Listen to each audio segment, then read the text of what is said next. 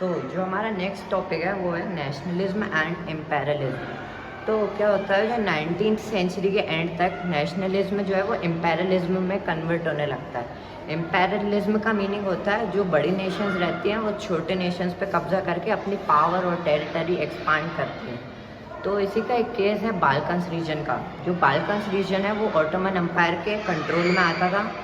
तो जब nationalism Europe में फैलने लगी तो बाल्कन्स के अंदर बहुत सारी जो छोटी छोटी नेशंस थी, रोमानिया, अल्बेनिया, बुल्गारिया, इन सब के मन में भी नेशनलिज्म की भावना आई कि हमें भी ऑटोमन एम्पायर से छुटकारा पाना और उनसे आज़ाद होना है।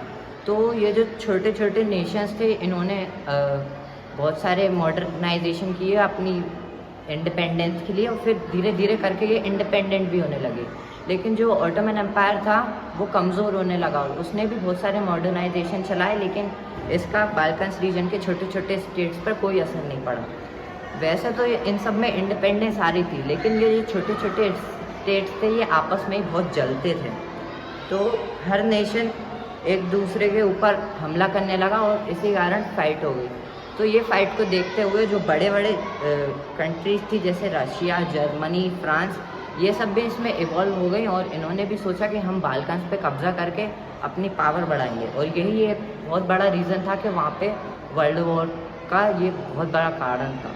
ठीक है, फिर एंड में बहुत सारी एंटी इम्पेरियलिज्म मूवमेंट भी चलाई गई जिसमें सब लोगों को पता चल गया कि फाइट में अब कुछ नहीं है, सब लोग सारी स्टेट अब नेशन स्टेट है।